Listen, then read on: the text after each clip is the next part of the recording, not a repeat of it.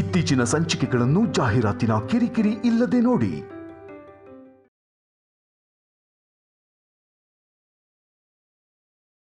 ಗಂಡಸರು ಹೊರಗಡೆ ಕಷ್ಟಪಟ್ಟು ಬರ್ತಿದೀವಿ, ಹೆಂಡತಿ ಏನ್ ಮಾಡ್ತಾಳೆ, ಮನೇಲೆ ಫ್ರೀ ಆಗಿರ್ತಾಳೆ ಅಂತ ಅನ್ಕೋತೀವಿ. ಆದ್ರೆ ಅವರು ಪ್ರತಿ ಕ್ಷಣ ನಮ್ಮ ಬಗ್ಗೆ, ನಮ್ಮ ಮಕ್ಕಳ ಬಗ್ಗೆನೇ ಯೋಚನೆ ಮಾಡ್ತಿರ್ತಾರೆ. ಗಂಡ ಆಫೀಸಿಂದ ಬಂದ್ರೆ ಏನ್ ಮಾಡ್ಬೇಕು, ಎಷ್ಟು ಪ್ರೀತಿಯಿಂದ ನೋಡ್ಕೋಬೇಕು ಅಂತ ಯೋಚನೆ ಮಾಡ್ತಾ ಇರ್ತಾರೆ.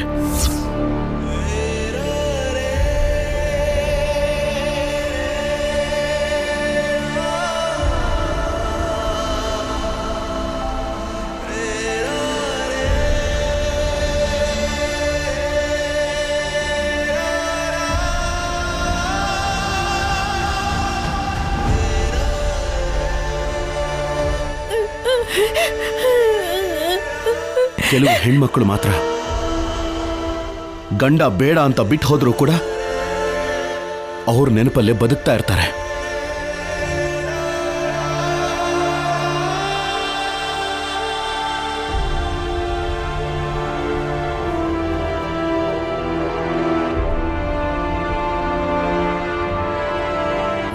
ಇನ್ನು ಕೆಲವರು ಗಂಡ ಎಷ್ಟೇ ಕಷ್ಟ ಕೊಟ್ಟರೂ ಸರಿ ಅದನ್ನ ಆನಂದವಾಗಿ ಸಹಿಸ್ಕೋತಾರೆ.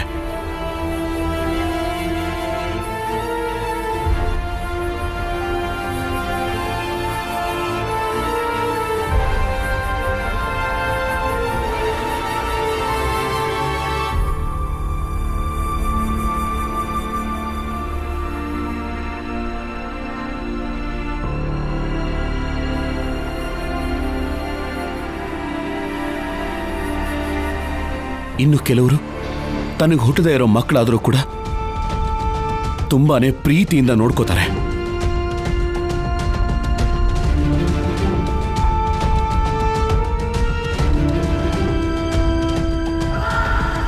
ಮೋಕ್ಷ ನನ್ನ ಮಗ ಅಲ್ಲ, ಹಾಗೆ ಕಲ್ಯಾಣಿ ನಿಮ್ಮ ಮಗಳಲ್ಲ. ಅದಕ್ಕಾಕೆ ಸ್ಟಾರ್ಟ್ ಮಾಡ್ತಿದ್ದೀರಾ?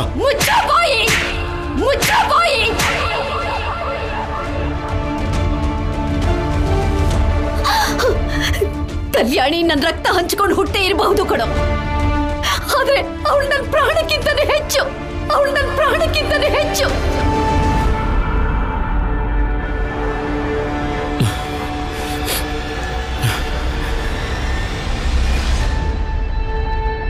ಅಂಥ ಪ್ರೀತಿ ತೋರಿಸೋರು ತುಂಬಾ ಕಡಿಮೆ ಜನ ಸಿಗೋದು. ನಿನ್ನ ಹೆಂಡತಿ ಅಂಥವಳೇನೆ. ಇವಳು ನಿನಗೆ ಹೆಂಡತಿಯಾಗಿ ಸಿಕ್ಕಿರೋದು ನಿನ್ನ ಅದೃಷ್ಟ. ಅಂದ್ರೆ ಹೆಣ್ಮಕ್ಳೆಲ್ಲ ಒಳ್ಳೆಯವರೇ ಇರ್ತಾರಾ, ಕೆಟ್ಟವ್ರು ಇರಲ್ವಾ? ಕೆಟ್ಟವರು ಇರ್ತಾರೆ. ಕರುಳು ಬಳ್ಳಿ ಹಂಚ್ಕೊಂಡು ಹುಟ್ಟಿರೋ ಮಗುನ ಬೇಡ ಅನ್ಕೊಂಡು, ಪ್ರೀತಿಯಿಂದ ನೋಡ್ಕೊಳ್ಳೋನ್ನ ಬೇಡ ಅನ್ಕೊಂಡು ಹೋಗಿರೋರು ಇದ್ದಾರೆ. ಆದ್ರೆ ಅಂಥವರು ತುಂಬಾನೇ ಕಡಿಮೆ. ಯಾರೋ ಒಬ್ರು ತಪ್ಪು ಮಾಡಿದ್ರು ಅಂತ ಎಲ್ರ ಮೇಲೂ ಆರೋಪ ಹೊರಿಸೋದು ಕರೆಕ್ಟ್ ಅಲ್ಲ.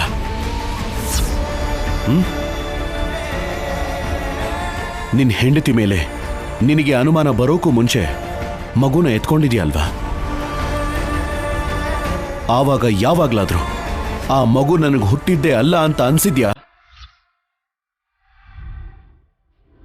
ಅನ್ಸಿರೋದಿಲ್ಲ.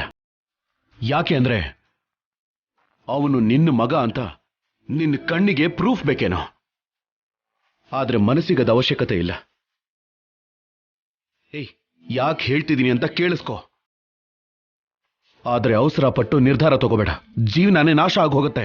ಏನೋ ಸರ್, ಇಂಥ ನೀತಿ ಮಾತು ಕೇಳೋಕೆ ಚೆನ್ನಾಗೇ ಇರುತ್ತೆ.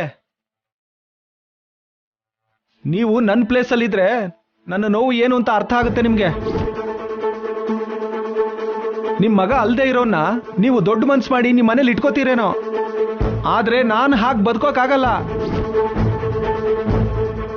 ಈಗ ನೀವು ಹೇಳ್ದಾಗೆ ಇವನು ನನ್ನ ಮಗ ಅಂತ ಮನೆಗೆ ಕರ್ಕೊಂಡು ಹೋದೆ ಅನ್ಕೊಳ್ಳಿ. ಮುಂದೆ ಒಂದಿನ ಇವ್ನು ನನ್ನ ಮಗ ಅಲ್ಲ ಅಂತ ಊರ್ನವ್ರಿಗೆ ಇವಳು ಮಾಜಿ ಲವರ್ ಹೇಳಿದ್ರೆ, ಈ ಊರಿನ ಜನರು ನಿನ್ನ ಮಗು ಅಲ್ವಾ ಅಂತ ಕೇಳಿದ್ರೆ ಆಗ ನಾನು ಹೇಗ್ ಬದುಕಬೇಕು?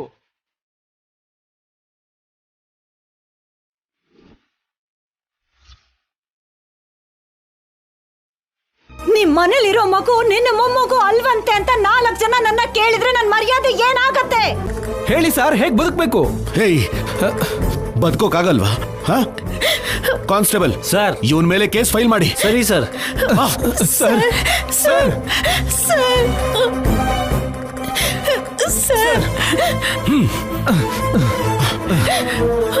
ಸರ್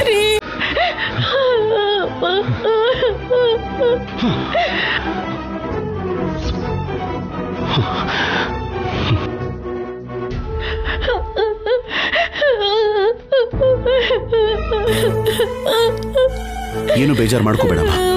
ಪ್ರತಿಯೊಬ್ರು ಅವ್ರು ಮಾಡಿರೋ ತಪ್ಪನ್ನ ತಿಳ್ಕೊಳ್ಳೋ ದಿನ ಬಂದೇ ಬರುತ್ತೆ. ಆದಷ್ಟು ಬೇಗ ಬದಲಾಗಿ ಮನೆಗೆ ಬಂದೇ ಬರ್ತಾನೆ. ಕಾನ್ಸ್ಟೇಬಲ್ ಸರ್, ಇವ್ರನ್ನ ಹುಷಾರ ಕರ್ಕೊಂಡು ಹೋಗಿ ಮನೆಗೆ ಬಿಟ್ಟು ಲೇಡಿ ಕಾನ್ಸ್ಟೇಬಲ್ನ ಒಂದು ಸ್ವಲ್ಪ ದಿನ ಇವ್ರ ಜೊತೆ ಇರೋಕೆ ಹೇಳಿ. ಸರಿ ಸರ್. ಬನ್ನಿ ಮೇಡಮ್.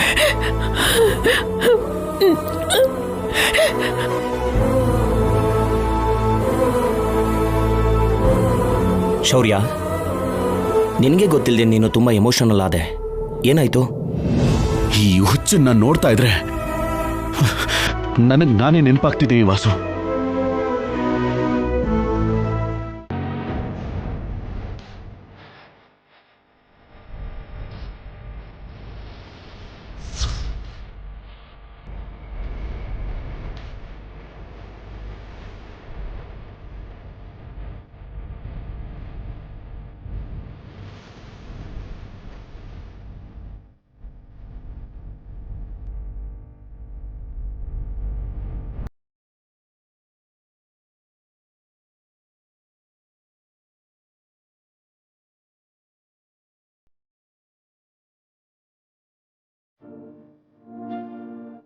ಮಾಧುರಿ, ನೀನವರನ್ನ ನನ್ನಿಂದ ಬೇರೆ ಮಾಡಿ ಕರ್ಕೊಂಡು ಹೋದಾಗ ನೀನ್ ಕಾಣಿಸಿದ್ರೆ ಸಾಕು, ಯಾಕೆ ಹೀಗೆ ಮಾಡ್ದೆ ಮಾಧುರಿ ಅಂತ ಕೇಳಬೇಕು ಅಂತ ಅನಿಸ್ತಿತ್ತು. ಆದ್ರೆ ಈಗ ನಾನು ನಿನಗೆ ಋಣಿಯಾಗಿದ್ದೀನಿ ಮಾಧುರಿ.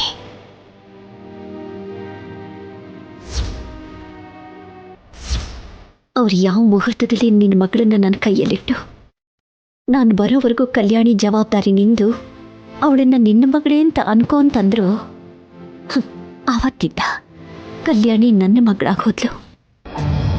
ಒಂದು ವೇಳೆ ನನ್ನ ಹೊಟ್ಟೆಲೆ ಹುಟ್ಟಿದ ಮಕ್ಕಳಿದ್ದಿದ್ರು ಕೂಡ ಕಲ್ಯಾಣಿ ಎಷ್ಟು ಪ್ರೀತಿಯಿಂದ ನೋಡ್ಕೊಳ್ತಿದ್ರೋ ಇಲ್ವೋ. ನನ್ನ ಜೀವನದಲ್ಲಿ ಬೆಳಕನ್ನು ತಂದುಕೊಟ್ಲು ಕಲ್ಯಾಣಿ. ಆದ್ರೆ ಪಾಪ ಈ ಮನೆಗೆ ಬಂದು ಎಷ್ಟು ಕಷ್ಟಗಳನ್ನ ಅನುಭವಿಸ್ತಾ ಇದ್ದಾಳೆ. ಕೋಪದಲ್ಲಿ ಮದುವೆ ಮಾಡ್ಕೊಂಡಿರೋ ಶೌರ್ಯನ ತನ್ನ ಪ್ರೀತಿಯಿಂದ ಬದಲಾಯಿಸ್ಕೊಂಡ್ರು ಕೂಡ ಅವಳಿಗೆ ಕಷ್ಟಗಳೇ ತಪ್ಪಲಿಲ್ಲ. ನಿನ್ನ ಮೇಲೆ ನನ್ನ ಮೇಲೆ ಇರೋ ಕೋಪನ ಪಾಪ ಕಲ್ಯಾಣಿ ಮೇಲೆ ತೋರಿಸ್ತಾ ಇದ್ದಾಳೆ ಆ ದಮಯಂತಿ.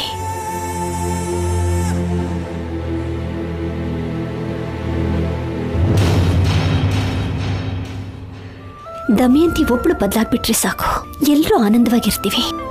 ದಮಯಂತಿ ಒಳ್ಳೆಯವಳಾಗ್ತಾಳೇನೋ ಅಂತ ಎಷ್ಟು ಕಾದ್ರೂ ಕೂಡ ಅವಳು ಬದಲಾಗೋ ಲಕ್ಷಣನೇ ಕಾಣಿಸ್ತಾ ಇಲ್ಲ. ಈ ಮನೇಲಿ ದಮಯಂತಿ ಬದಲಾದ್ರೆ ಮಾತ್ರನೇ ಕಲ್ಯಾಣಿ ಜೀವನದಲ್ಲಿ ಬೆಳಕು ಬರೋದು. ಸತ್ತಿರೋ ಮಾಧುರಿ ದೆವ್ವ ಆಗ್ ಬಂದ್ರು, ಜೈಲಿಂದ ಬಿಡುಗಡೆ ಆಗಿ ನಮ್ಮಣ್ಣ ಬಂದ್ರು, ಅಥವಾ ದೇವ್ರ ಕೆಳಗಿಳಿದ್ ಬಂದ್ರು, ನಾನು ನಾನಾಗೇ ಇರ್ತೀನಿ. ಯಾವುದೇ ಕಾರಣಕ್ಕೂ ಬದಲಾಗಲ್ಲ. ನನ್ನ ಮನ್ಸಿಗೆ ಇಷ್ಟ ಆದ್ರೆ ತಲೆ ಮೇಲೆ ಕೂರಿಸ್ಕೋತೀನಿ, ಇಷ್ಟ ಆಗ್ಲಿಲ್ಲ ಅಂದ್ರೆ ಕೆಟ್ಟ ಹುಳುನ ನೋಡ್ದ ಹಾಗೆ ನೋಡ್ತೀನಿ.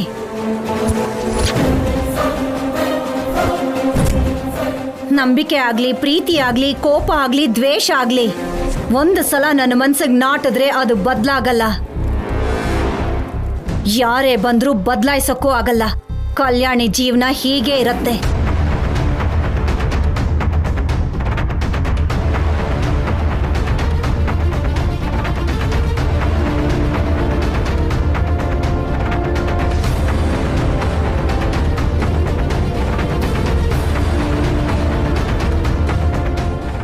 ಬೇಜಾರು ಮಾಡ್ಕೋಬೇಡ.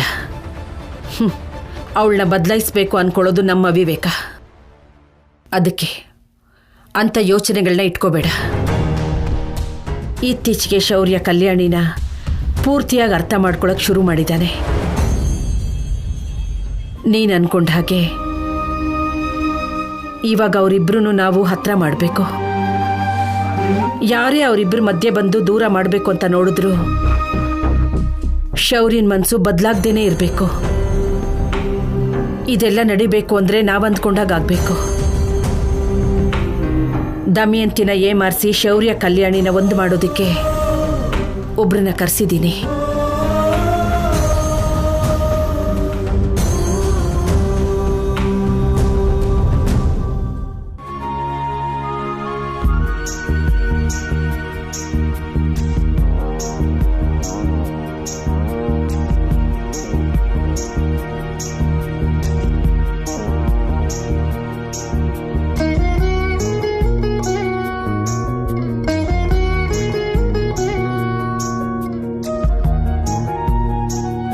ಅಮ್ಮ, ನಾವ್ ಅನ್ಕೊಂಡಿರೋ ಕೆಲಸ ನೆರವೇರಿಸೋದಕ್ಕೆ ಯಾರು ಬರ್ತಿದ್ದಾರೆ ಅಂತ ನೀನ್ ಹೇಳಲೇ ಇಲ್ವಲ್ಲಮ್ಮ?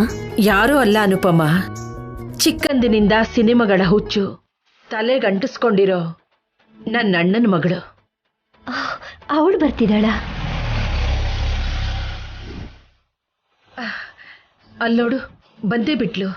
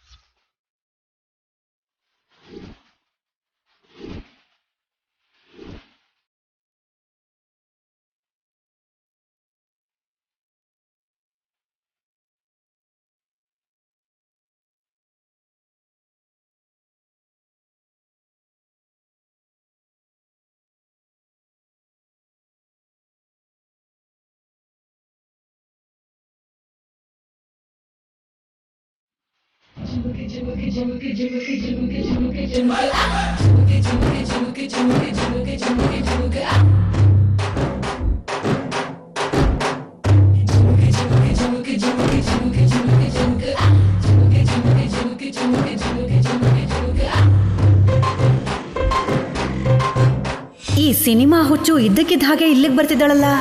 ಸಣ್ಣ ವಯಸ್ಸಲ್ಲೇ ಇವಳಿಗೆ ಹುಚ್ಚಿತ್ತು, ಇವಾಗ ಹೇಗಿದ್ದಾಳೋ? ಹೇಗಿರೋದು ಅಂದ್ರೇನು? ಸುಂದರವಾಗಿ ಸೀರೆ ಉಟ್ಕೊಂಡು ಕೆಂಪು ವಸ್ತ್ರನ ಕೈಗೆ ಸುತ್ಕೊಂಡಿದ್ದಾಳೆ ಅಂದ್ರೆ ಇವಳಿಗೆ ಹುಚ್ಚು ಕಡಿಮೆ ಆಗಿಲ್ಲ ಅನ್ಸತ್ತೆ. ದೀರ್ಘಾಯುಷ್ಮಾನ್ ಭವ.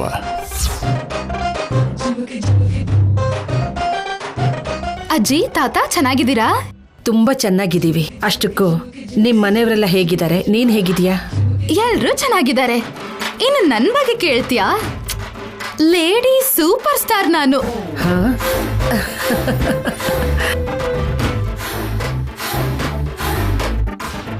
ಸಮಯಕ್ಕೆ ಸರಿಯಾಗಿ ಬಂದಿದೀಯಾ. ಇನ್ ಸ್ವಲ್ಪ ಹೊತ್ತಾಗಿದ್ರೆ ರಾಹುಕಾಲ ಬರ್ತಿತ್ತು. ನಾನ್ ಕರೆಕ್ಟ್ ಟೈಮಿಗೆ ಬರೋದಲ್ಲ ತಾತ, ನಾನ್ ಬಂದ್ಮೇಲೆ ಟೈಮ್ ಸ್ಟಾರ್ಟ್ ಆಗೋದು.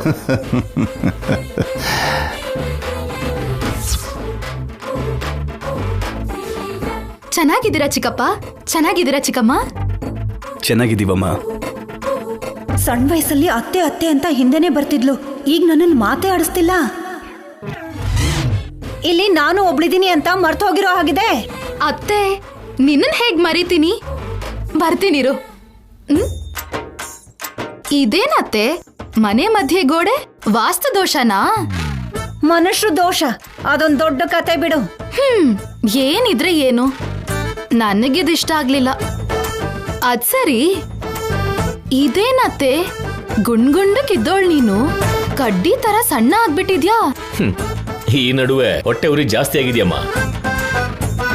ಎದುರುಗಡೆಯವ್ರು ಚೆನ್ನಾಗಿದ್ರೆ ತಡೆಯೋಕ್ಕಾಗಲ್ಲ. ಆ ಹೊಟ್ಟೆ ಉರಿ ನಿಮ್ಮ ಅತ್ತೆನ ತಿಂತಾ ಇದೆ.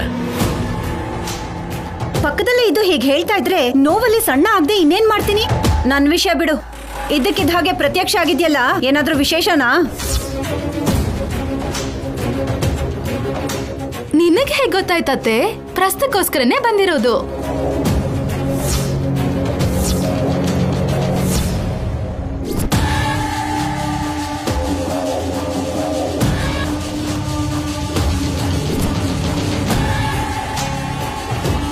ಅಮ್ಮ, ಅನುಷ ನಿಜ ಹೇಳ್ಬಿಡ್ತಾಳೋ ಏನೋ.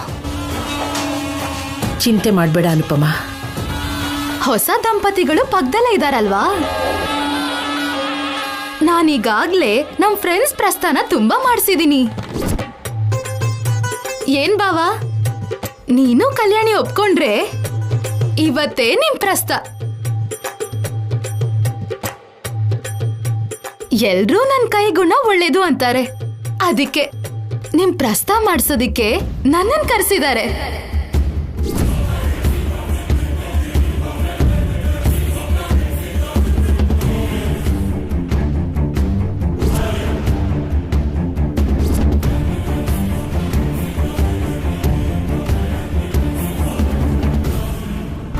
ಏನ್ ನೀನ್ ಹೇಳ್ತಿರೋದು? ಪ್ರಸ್ತಾವ ಮಾಡ್ಸೋದಕ್ಕೆ ಅಂತ ಬಂದಿದ್ಯಾ?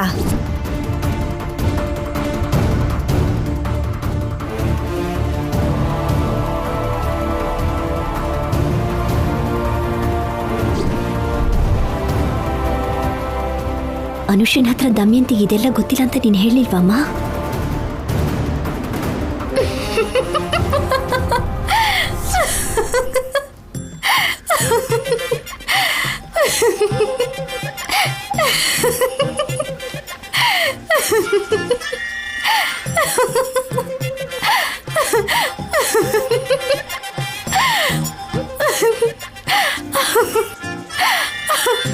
ನಂಬಿಟ್ಟೆ ಅಲ್ವಾ ಅತ್ತೆ? ನಂಬಿಟ್ಟೆ ಅಲ್ವಾ? ಜೋಕ್ ಮಾಡ್ದೆ ಅತ್ತೆ.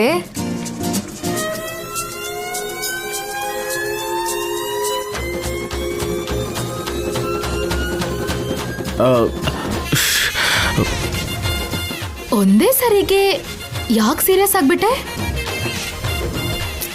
ಅಲ್ಲ, ಇವ್ರಿಬ್ರಿಗೆ ಮದ್ವೆ ಆಗಿ ಇಷ್ಟು ತಿಂಗಳಾಯ್ತು, ಇನ್ನೂ ಇವ್ರಿಗೆ ಪ್ರಸ್ತಾವ ಮಾಡ್ದೆ ಹಾಗೆ ಬಿಟ್ಬಿಡ್ತೀರಾ?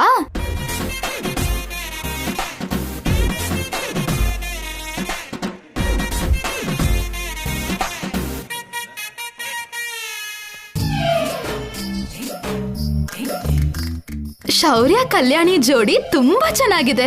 ಇವರಿಬ್ರಿಗೂ ನನ್ ದೃಷ್ಟಿನೇ ಬೀಳೋ ತರ ಇದೆ.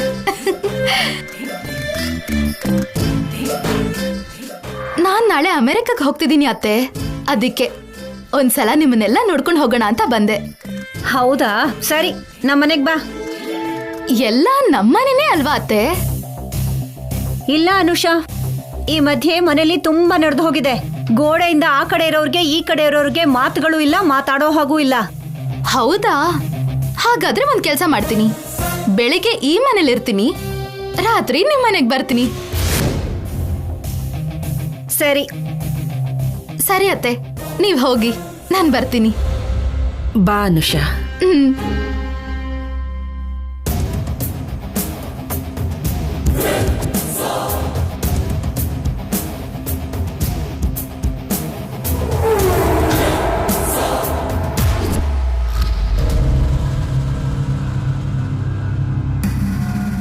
ಅಜ್ಜಿ, ನೀನು ಕಲ್ಯಾಣಿ ಶೌರ್ಯನ ಒಂದ್ ಮಾಡ್ಬೇಕು.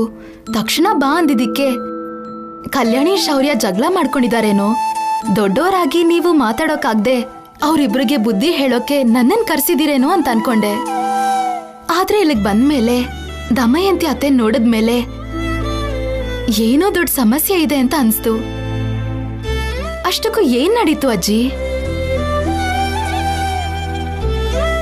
ಮಗುನ ಬಿಟ್ಟು ಸಂಪದ ಸಿದ್ದು ಜೊತೆ ಹೊರಟು ಹೋದ್ಲು.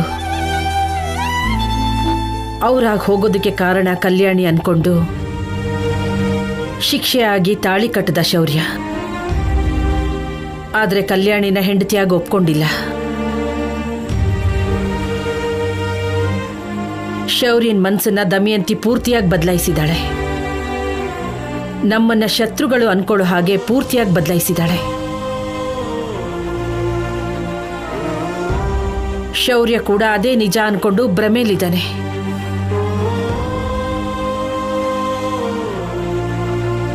ಜಾತ್ರೆ ನಡೆದಾಗಿಂದ ಶೌರ್ಯನಲ್ಲಿ ಬದಲಾವಣೆ ಕಾಣಿಸ್ತಾ ಇದೆ. ಕಲ್ಯಾಣಿ ಜೊತೆ ಪ್ರೀತಿಯಿಂದ ಇದ್ದಾನೆ. ಅವಳಿಗೇನೇನ್ ಬೇಕೋ ಎಲ್ಲವನ್ನೂ ತಂದುಕೊಡ್ತಾ ಇದ್ದಾನೆ. ಶೌರ್ಯನಲ್ಲಿ ಆಗಿರೋ ಆ ಬದಲಾವಣೆ ಕಲ್ಯಾಣಿ ಜೀವನದಲ್ಲಿ ಆನಂದ ತಂದುಕೊಡುತ್ತೇನೋ ಅಂತ ನಾವು ಕಾಯ್ತಿದ್ದೀವಿ. ಆದ್ರೆ ಅವರಿಬ್ಬರನ್ನ ಆ ರೀತಿ ನೋಡಿ ದಮಯಂತಿಗೆ ತಡ್ಕೊಳಕ್ಕಾಗ್ತಾ ಇಲ್ಲ. ಅವರಿಬ್ಬರನ್ನ ದೂರ ಮಾಡಬೇಕು ಅಂತಾನೆ ನೋಡ್ತಿದ್ದಾಳೆ.